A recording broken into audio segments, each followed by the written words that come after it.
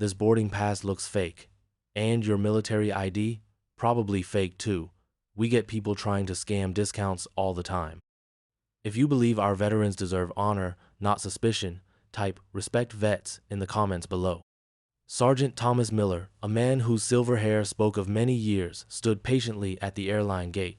He was not tall, nor did he wear flashy clothes, just a simple, clean shirt and trousers. He was on his way to a special event, a reunion with the men from his old army unit, men who were more like brothers to him. In his worn carry-on bag, nestled among his few belongings, was a small, dark blue case. Inside, on velvet, lay medals. One of them was a Purple Heart.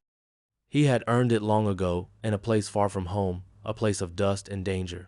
He didn't think about it much these days, unless he was going to see his old friends. Then, the memories would come back, sharp and clear. He remembered the faces of those who didn't make it home. He carried those memories with him always, a quiet weight in his heart. The airline agent, a woman with a name tag that read Ms. Jenkins, tapped her pen impatiently on the counter. Her face was tight with stress, her eyes sharp and unfriendly. She looked at Sergeant Miller not as a person, but as a problem. "Well," she snapped, her voice loud enough for other passengers to turn and stare. "Are you going to admit it, or do I have to call security? Trying to get military benefits you're not entitled to is a serious offense, you know." Sergeant Miller kept his voice calm and low. He was used to loud noises, to stressful situations. He had faced far worse than an angry airline agent. "Ma'am," he said softly, "these papers are all real. My flight is boarding soon. I would just like to get to my seat, please." He offered his documents again. His hands were steady. Miss Jenkins snatched the boarding pass from his hand. "I don't believe you," she declared, her voice rising. "People like you come in here with your stories, expecting special treatment. This pass is clearly a forgery.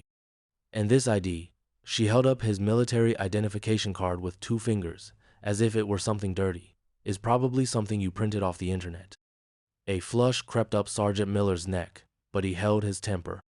He had learned long ago that anger rarely solved anything. "Ma'am, I assure you I served my country. I am just trying to get to my reunion." "Oh, a reunion, is it?" Miss Jenkins sneered. "I'm calling security. We'll see how brave you are when they get here." She reached for the phone on her desk. Sergeant Miller felt a familiar ache. It was a weariness, a sadness that people could be so quick to judge, so quick to disrespect what they didn't understand. He thought of his friends, waiting for him. He couldn't miss this reunion. It meant too much. He could argue, he could shout, he could demand to see her boss, but he knew that would likely only make things worse. He looked at Miss Jenkins, her face set in a hard line, and knew she wouldn't listen. Then he remembered. Years ago, a general, a man he deeply respected, had given him a small, plain card. On it was a phone number. If you ever find yourself in a situation where your service is questioned or you're treated unfairly because of it, the general had said, "Call this number. There are people who will help." He had kept that card in his wallet ever since, hoping he would never need it.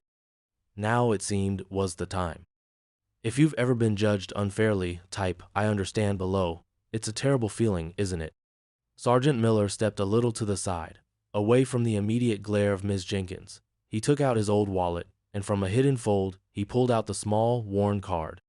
His fingers dialed the numbers carefully. The phone was answered on the second ring. A calm, professional voice said, "Veterans Support Line. How can I help you?" Sergeant Miller explained his situation simply, without raising his voice, without adding any anger to his words.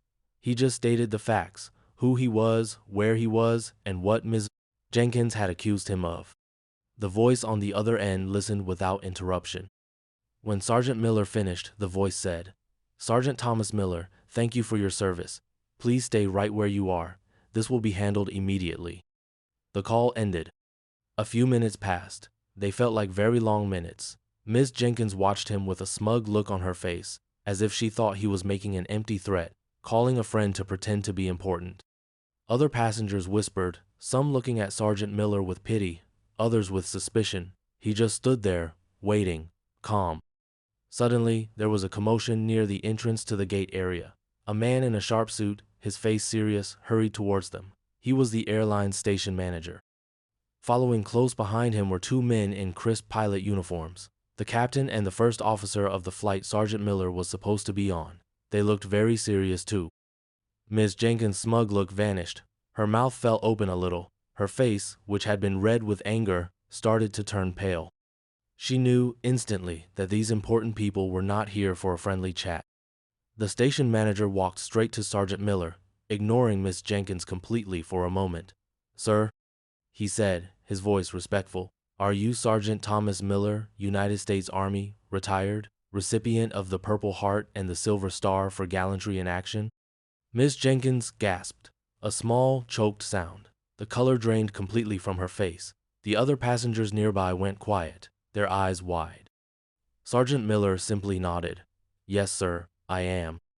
The station manager turned to Sergeant Miller, his expression one of deep regret.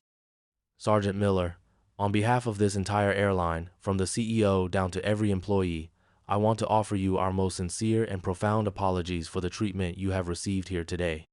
It is unacceptable, it is inexcusable." Then the captain of the aircraft stepped forward. He was a tall man with a kind face that was now very stern. He looked at Sergeant Miller with deep respect. "Sergeant," the captain said, his voice clear and strong, "it would be my distinct honor if you would accept my seat in first class for this flight. My first officer and I can manage the pre-flight checks from the jump seat if necessary. Please, allow us." And then the captain, in his smart uniform, raised his hand in a sharp, perfect military salute. The first officer did the same. The station manager then turned his steely gaze upon Miss Jenkins. She looked like she wanted the floor to swallow her up. "Miss Jenkins," he said, his voice cold, "your gate agent credentials, please. Hand them over. You are suspended, effective immediately, pending a full investigation into your conduct. This airline has a zero-tolerance policy for disrespect towards any passenger, and especially towards the men and women who have served our nation with honor."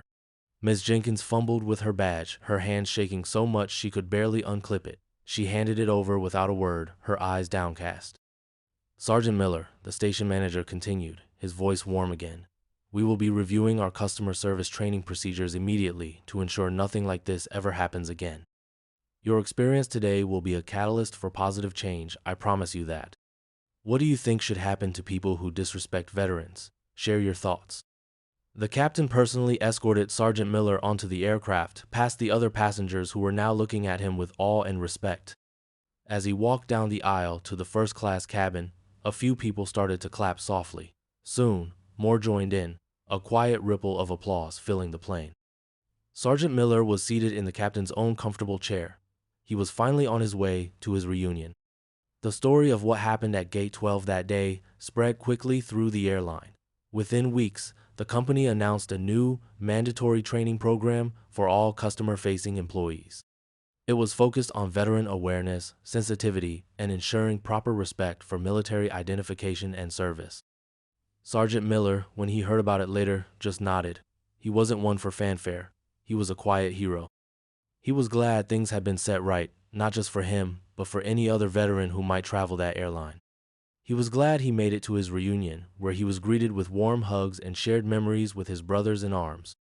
The lesson from this story is clear: never judge a book by its cover. The quietest people sometimes carry the heaviest burdens and the greatest honors. They deserve our respect, always. If you believe that all veterans deserve our thanks and our respect, type "Heroes Walk Among Us" in the comments. And please, subscribe to this channel for more stories where fairness and kindness win the day. Remember to treat everyone with dignity, because you never know the battles they have fought.